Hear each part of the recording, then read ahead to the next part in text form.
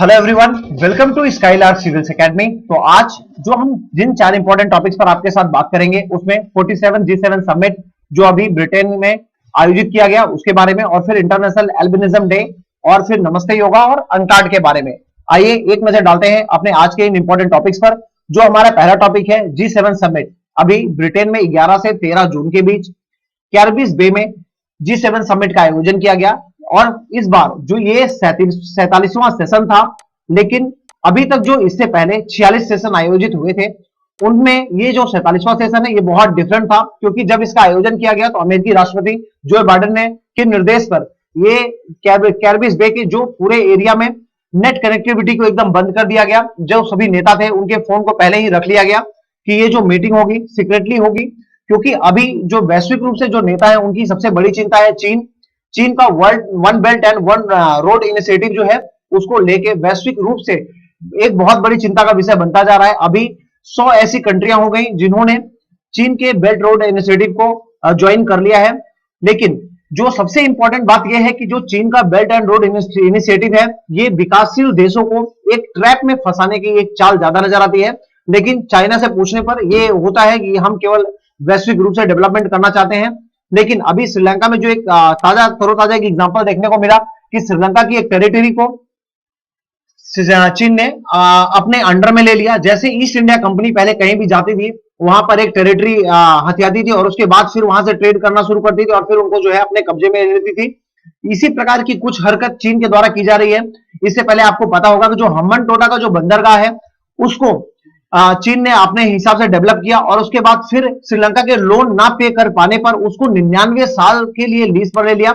और हम्बन टोटा का 99 साल के लिए लीज पर लिया जाना भारत के लिए भी सुरक्षा के संबंधी कई चिंताओं को जाहिर करता है कि अब भारत के पास भी समस्याएं बढ़ती जा रही हैं, क्योंकि जो बेल्ट एंड रोड इनिशिएटिव है उसका जो रोड यहां से निकलता है वो भारत के पीओके वाले रीजन से निकलता है और भारत इसका जो है मुख्य रूप से विरोध करता है कि हम नहीं चाहते कि यहां पर बेल्ट एंड रोड इनिशिएटिव का कोई भी निर्माण हो।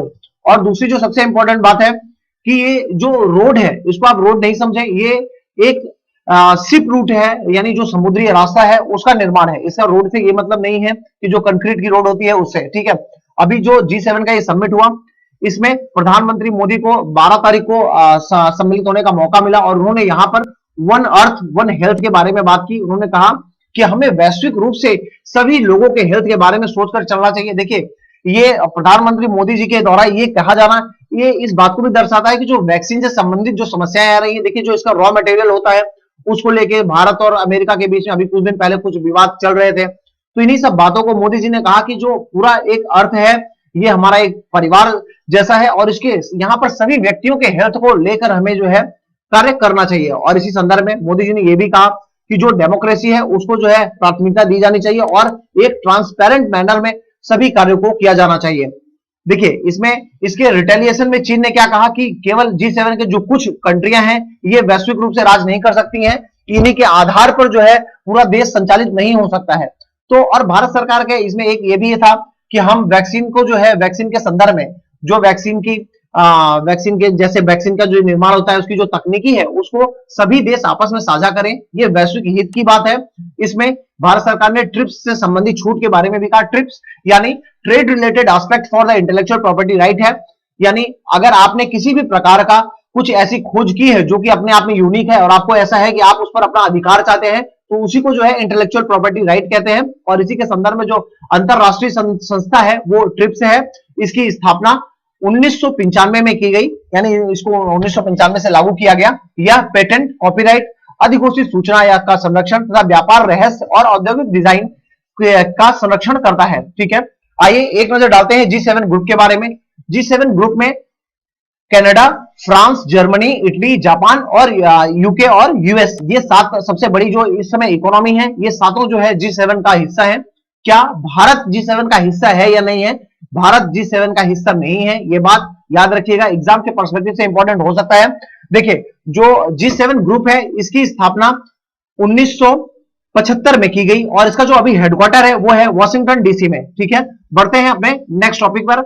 जो हमारा नेक्स्ट टॉपिक है कि 13 जून को अंतरराष्ट्रीय एल्बिनिज्म जागरूकता दिवस मनाया गया। एल्बिनिज्म क्या होता है? अभी आपने बहुत लोगों को ऐसे देखा होगा जिनकी जो स्किन है वो कुछ अलग प्रकार की व्हाइट होती है, मतलब एकदम व्हाइट हो जाती है। तो ये होता कैसे है, देखिए माता पिता में जब एल्बिनिज्म के जीन्स पाए जाते हैं तो उसके कारण क्या होता है, इनमें जो पिगमेंट होता है, इनके पिगमेंट इनके बालों में, त्वचा में और आंखों में इस पिगमेंट की कमी हो जाती है ना। आप स्क्रीन पे इन बच्चों को देख रहे होंगे, तो इनमें ये पिगमेंट की कमी हो जाती है और ये बच्चे कुछ इस तरह से दिखने लगते हैं। उत्तरी अमेरिका में 17,000 में से हर एक बच्चा या हर एक पुरुष जो है या महिला वो इससे ग्रसित है, एल्बिनिज्म से। और वहीं अगर हम बात करें उप सहारा रीजन की, तो उप सहारा यानी अफ्रीका वाला जो रीजन है वहां पर 14 में से एक व्यक्ति जो है इससे प्रभावित मिलता है।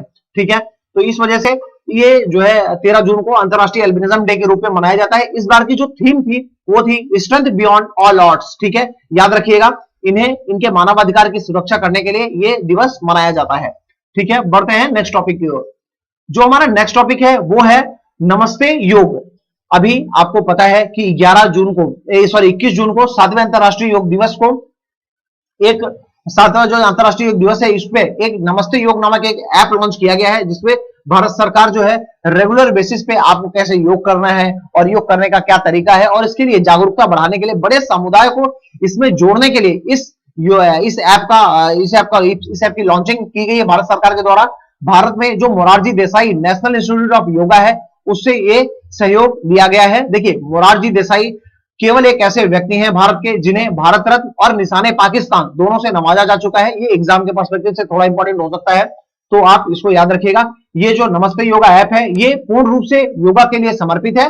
तो ये अभी जो है किरण रिजिजू जी जो हमारे इसके मंत्री हैं उन्होंने इसकी लॉन्चिंग की है। ठीक है, देखिए अगर हम एक बार बात करें इंटरनेशनल डे ऑफ योगा के, तो योगा पहले नहीं मनाया जाता था, लेकिन भारत सरकार ने 2014 में इसके लिए प्रस्ताव किया कि आप एक काम कीजिए, 21 जून को योगा डे के रूप में घोषित कीजिए और इससे क्या होगा, हम वैश्विक समाज को स्वस्थ रखने का एक प्रयास करेंगे। और अंतरराष्ट्रीय संयुक्त राष्ट्र महासभा के 69वें सेशन में इसको जो है औपचारिक रूप से मान लिया गया और पहला योग दिवस 2015 में राजपथ नई दिल्ली में मनाया गया और लगभग 35,985 लोग इसमें शरीक हुए, जो कि एक वर्ल्ड रिकॉर्ड था। इस बार की जो 2021 की जो योगा की थीम है कि वो है yoga at home and yoga with family. ठीक है, याद रखिएगा, एग्जाम के पर्सपेक्टिव से इंपॉर्टेंट हो सकता है। ठीक है, बढ़ते हैं नेक्स्ट क्वेश्चन की ओर। अभी रेबेका ग्रीनस्वेपन जो है इन्हें अंकार्ड की पहली महिला अध्यक्ष बनाया गया है। ये कोस्टारिका की एक पहली बहुत बड़ी अर्थशास्त्री रही हैं। इन्हें इस बार अंकार्ड का नेतृत्व संभालने का मौका दिया गया है। जो हमारे एंटोनियो गुटेरेस साहब हैं, इन्होंने अंकार्ड का महासचिव इन्हें नियुक्त किया गया है। इन्होंने नियुक्त किया है। अगर हम एक नजर डालें अंकार्ड के बारे में, अंकार्ड जो है ये अंतर सरकारी संस्था है जो व्यापार, निवेश और विकास संबंधी मुद्दों पर कार्य करती है। यह विकासशील देशों में व्यापार, निवेश, विकास के अवसरों को अधिकतम करने का प्रयास करती है, उन्हें समान आधार पर विश्व की अर्थव्यवस्था से जोड़ने का प्रयास करती है। ठीक है, एक सबसे इंपॉर्टेंट बात जो एग्जाम में आ सकती है कि क्या ये यूएन बॉडी है या नहीं है। ये एक यूएन बॉडी है। ठीक है, इसकी जो स्थापना है वो 30 दिसंबर 1964 को की गई। ठीक है, इसका जो हेडक्वार्टर है वो है जिनेवा, स्विट्जरलैंड में और भारत इसका एक मेंबर है। ये भी याद रखिएगा, भारत सरकार G7 का मेंबर नहीं है, G20 का मेंबर है भारत, लेकिन ना तो G7 का मेंबर है ना तो G8 का मेंबर है। ठीक है, ये याद रखिएगा। तो आज की जो हमारी डिस्कशन थी वो यहीं तक थी। हम आपके साथ मिलेंगे अगले वीडियो पे। आप हमारे चैनल को सब्सक्राइब कीजिए और अपने दोस्तों के साथ शेयर कीजिए। Thank you so much.